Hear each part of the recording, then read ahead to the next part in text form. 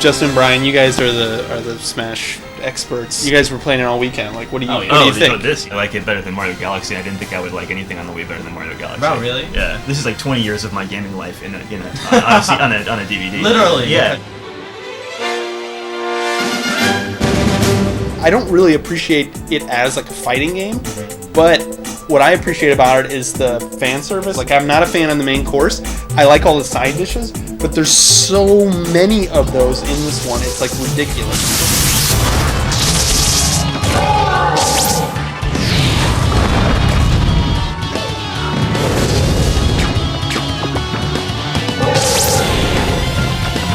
Melee was my first Smash game, and like I was awful at it at the beginning.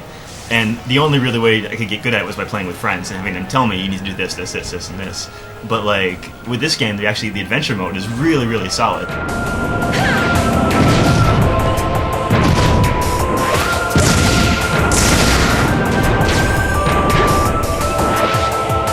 Some of the stages really have a lot of love put into them, but some of them are just like random crap. I feel like I'm fighting like, you know, like the Heartless from Kingdom Hearts. Like some of the enemies, yeah, like that's probably true. Why not fill all the enemies with the different, you know, Nintendo enemy? You have this rich universe. Some of them are like the Goombas, but some of them are like these random like. Some of them are just totally generic, right? Like they're not from any game or. Yeah, but I mean, they have their unique attack and stuff like that. Like it's a well designed adventure game.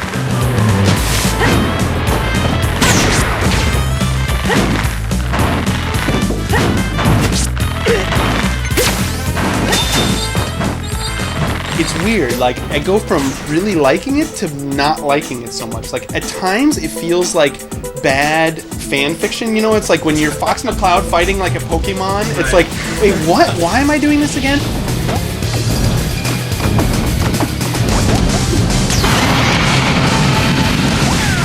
Around 50%, it turns into, it takes all the stages that you played up until then, and then turns it all into a Metroidvania. I'm gonna admit that it does get a little repetitive because the variety in the enemies is a little low, but it's this interconnected, makes no sense, but it's totally crazy and fun Nintendogasm that by the writer of Final Fantasy VII. Right. Like, what did he write? It's like then Diddy Kong appears and does a backflip and shoots peanuts at a thing. Like, do you really hire like an award-winning writer to write that? Nobody says anything the entire time. Well, I don't know. When having played through the whole thing, his style really comes through. It does feel like a Nojima script.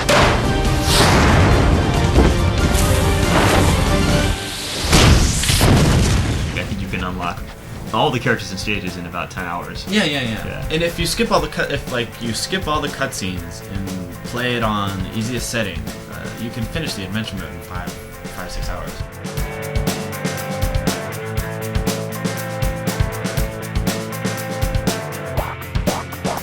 I mean, I've got about 80 to 85% of this stuff unlocked now, you know, but like every single one of those was a really, really, you know, unique kind of thing you had to do. There was one where you had to like jump off of the stage into the water and swim for 100 meters. They're like achievements, basically. Yeah. And I mean, it really feels good to look at your wall, it's all complete, and you're like, oh, that's awesome.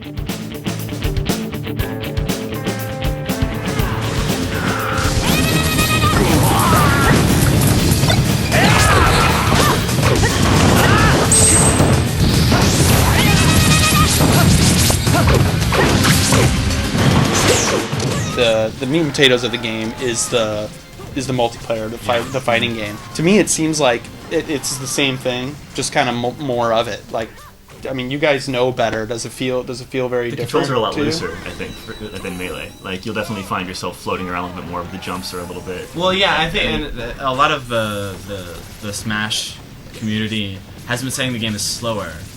Like, back to maybe Nintendo 64 speed.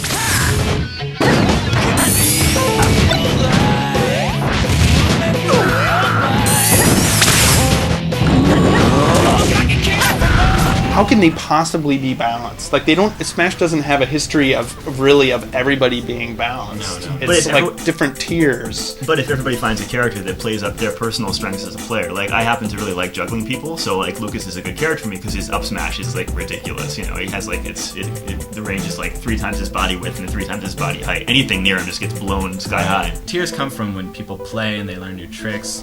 As time goes by, more and more people will find more and more techniques, and maybe Lucas right now is really, really strong, but you know, and next year this time Someone people will be will like, figure out a way to Olomar's the handle it. shit, you know. Yeah. No, It's like the different stages.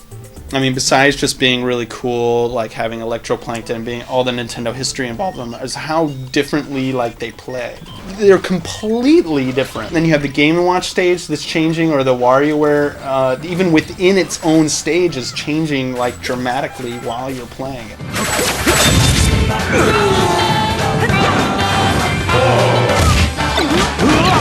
So has every stage you've seen been that dynamic where there's like all sorts of stuff going on? yeah, I mean, some of them are kind of simple. Like the Zelda one is, I mean, once you've played it twice, there's no real surprises anymore. The one that really impressed me was the Wind Waker level, because they somehow managed to capture everything about that was sort of enchanting about that experience into one little stage.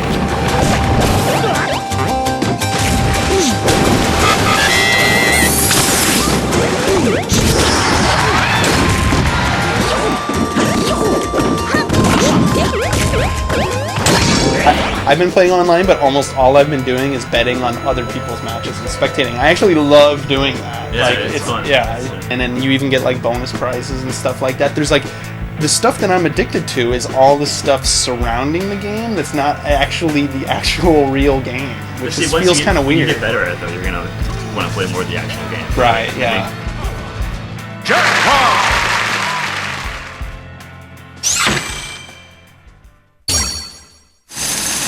I have had lag online when we played together. Just with you, is the only Yeah, and it was because like the way that they handles lag is it's not input lag, it's game lag. So if it lags, things just all slow down.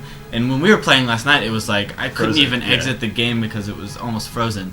But that was just the only time that ever happened was between me and him. Yeah. Anytime I do random play or against any other friends that I have, it is absolutely perfect.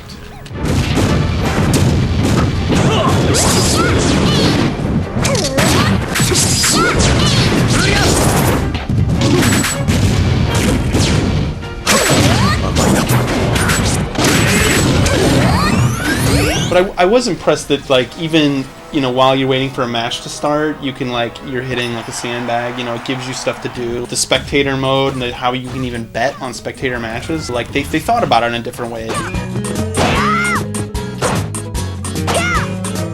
For a Wii game to have spectator mode is to me blew me away, because like they never do anything like that. It seems like Sakurai or whoever on that team like actually plays games a lot and knows what people want and knows what they're doing, and therefore this game is like miles ahead of any other Wii game. It's got movie making. It's got screen capping. You can build stages. So here's the question. Like they packed in so much stuff. It's like all Nintendo history. They've thrown in like every character I can possibly think of. And like an interview with Sakurai, he said he treats each Smash Brothers like it's going to be the last one. At some point, you think they're just going to be able to make a game like when Nintendo gets around to having like a hard drive or something. Get like just make the game like this is the game, and then just add stuff to it, and not like remake the whole engine over and over again. Like how would they seriously you think this will be the last one? How would they seriously top this again?